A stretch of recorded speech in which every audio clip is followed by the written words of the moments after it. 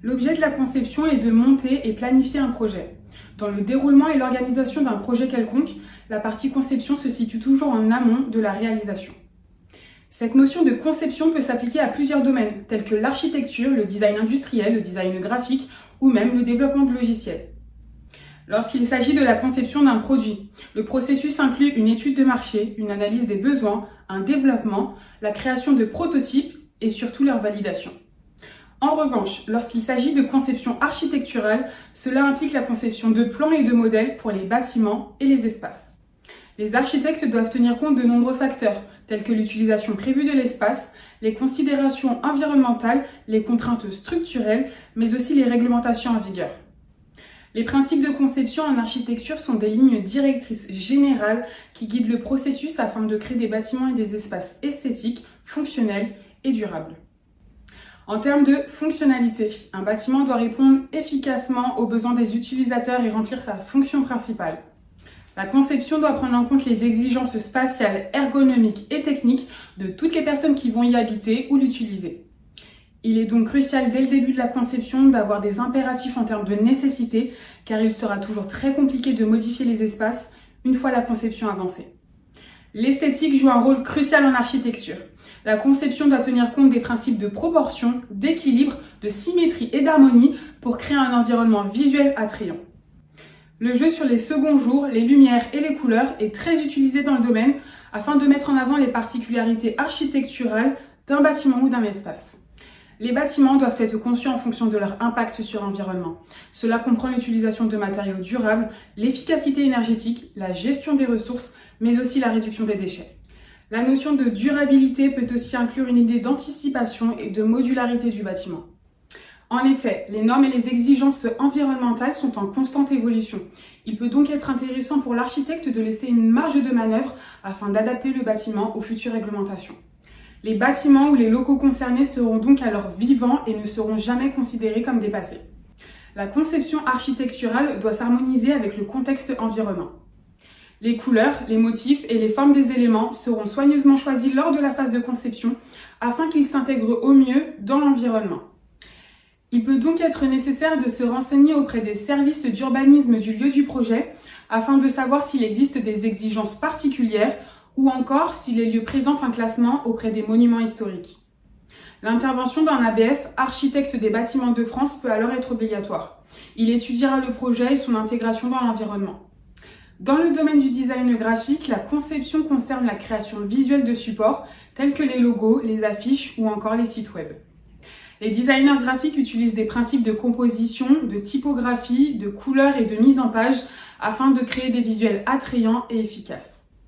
En ce qui concerne le développement de logiciels, la conception peut englober la création d'interfaces utilisateurs, l'architecture globale du logiciel ou même la modélisation des données. Les concepteurs de logiciels s'efforcent de créer des expériences utilisateurs intuitives et conviviales tout en répondant bien évidemment aux besoins fonctionnels de l'outil. En résumé, la conception est un processus créatif visant à réaliser des produits, des bâtiments, des interfaces ou des visuels attrayants, fonctionnels et efficaces. Elle nécessite la compréhension approfondie des besoins des utilisateurs, des contraintes techniques et des principes esthétiques afin d'aboutir à un résultat final satisfaisant avant la phase de production. Le plan 2D, comme vous le savez, est un outil essentiel dans le domaine de l'architecture et du design d'espace. Ce type de document est vraiment la base de la conception et est utilisé depuis de nombreuses années dans le domaine de la construction. Il permet une représentation à plat d'un espace, généralement sur papier, en utilisant des lignes, des annotations et des symboles. Un plan 2D permet de visualiser la structure et la disposition d'un espace, que ce soit un appartement, une maison, des bureaux ou tout autre type de construction.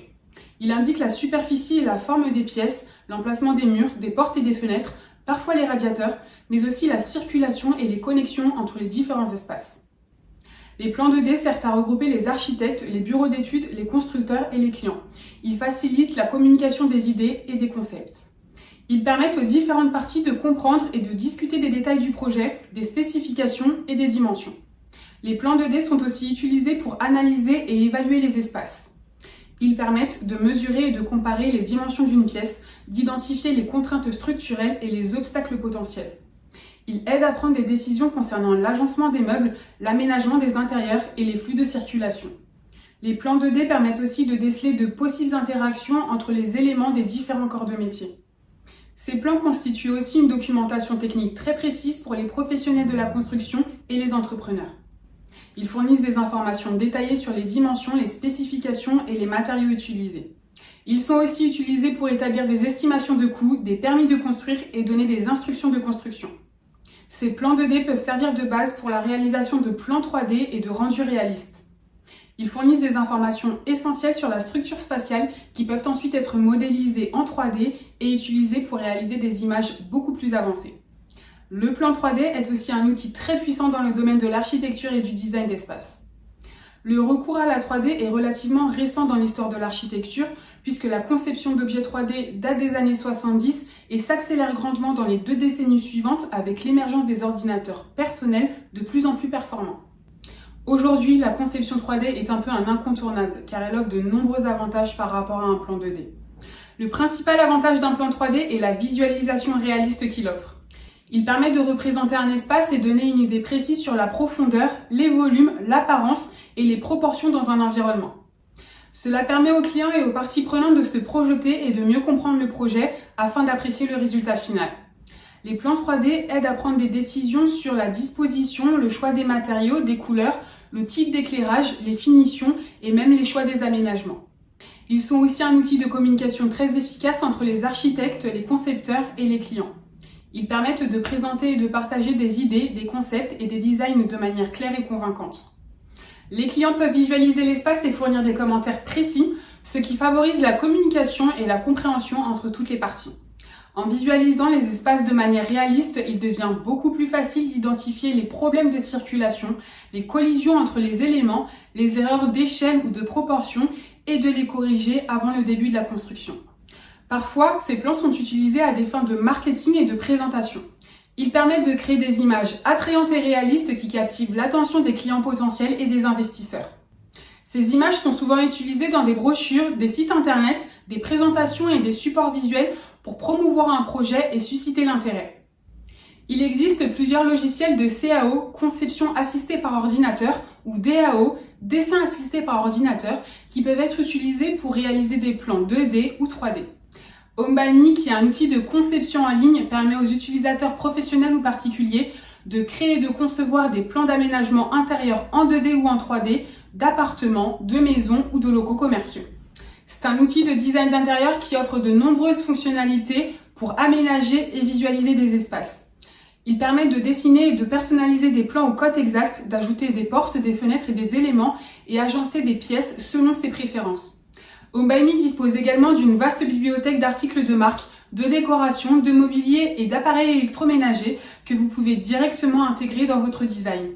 Une fois que l'on a conçu son espace, on peut explorer sa création sous différents angles et perspectives 3D, ce qui permet réellement de se projeter et de se donner une idée précise sur l'apparence finale du projet. Home-by-Me propose aussi des fonctionnalités de collaboration, ce qui veut dire que vous pouvez partager vos conceptions avec d'autres utilisateurs. L'outil offre également la possibilité de réaliser des photos réalistes en 4K et de créer des visites virtuelles très immersives. Le dessin technique est une forme de communication visuelle utilisée dans divers domaines tels que l'architecture, le design, la fabrication et même l'ingénierie.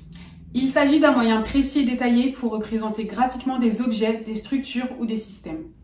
Le dessin technique utilise des symboles, des lignes, des annotations et des dimensions pour communiquer des informations spécifiques d'un projet. Il vise à transmettre les détails techniques tels que les cotations, les matériaux, les proportions, les tolérances et les spécifications. Ces dessins peuvent être créés à la main ou à l'aide des logiciels de CAO vus précédemment. Dans le domaine de l'architecture et du design, ces plans techniques jouent un rôle essentiel pour communiquer et représenter les plans, les concepts et les détails spécifiques d'un projet. En architecture, ces plans techniques comprennent souvent les plans d'étage qui montrent la disposition spatiale des pièces avec l'emplacement des portes, des fenêtres, des escaliers et tous les éléments structurels de l'espace. Ils permettent de vérifier le respect des exigences réglementaires en termes d'accessibilité handicapée et sécurité incendie. Les plans de façade représentent les élévations extérieures d'un bâtiment, montrant les proportions, les ouvertures, les détails architecturaux et tous les matériaux. Ces dessins techniques aident à comprendre l'apparence visuelle du bâtiment depuis l'extérieur. Les coupes transversales sont des dessins techniques qui montrent une vue en coupe verticale du bâtiment. Elles permettent de visualiser l'intérieur, les hauteurs des niveaux, les agencements et certains détails de construction ne pouvant pas être visibles avec une vue en plan, comme les hauteurs d'escalier ou les hauteurs de lavabo. Les dessins techniques de détail fournissent des informations spécifiques sur les éléments de construction, tels que tous les éléments sur mesure, les finitions, les matériaux, les connexions et les raccords. Ces dessins sont souvent utilisés pour guider les constructeurs et les artisans dans l'exécution et la construction précise des éléments du projet. La projection ou la représentation réaliste est une technique utilisée dans le domaine de l'art et du dessin pour créer des images qui semblent fidèles à la réalité. L'objectif principal de cette projection réaliste est de représenter un objet dans son environnement en accentuant les points particuliers de manière précise et détaillée. Pour cela, nous allons travailler sur les ombres, les perspectives, les dégradés de tons et de couleurs et la reproduction précise des détails pour donner une illusion photographique. En architecture ou en design d'espace, cette projection réaliste fait référence à une représentation visuelle, précise et détaillée d'un projet architectural ou d'un aménagement intérieur. On l'utilise très souvent pour présenter une vision ou un concept afin de permettre aux clients, aux investisseurs ou aux parties prenantes de visualiser et comprendre le projet. Cela implique souvent l'utilisation de logiciels ou d'outils de modélisation 3D comme Home by Me. L'objectif est donc de fournir des images qui ressemblent le plus possible à la réalité afin de donner une idée précise de l'apparence et de l'ambiance finale du projet. Ces projections réalistes, qu'on appelle aussi très souvent rendus réalistes, permettent aux clients de mieux appréhender les espaces, les agencements intérieurs ou extérieurs et donc de se projeter plus facilement.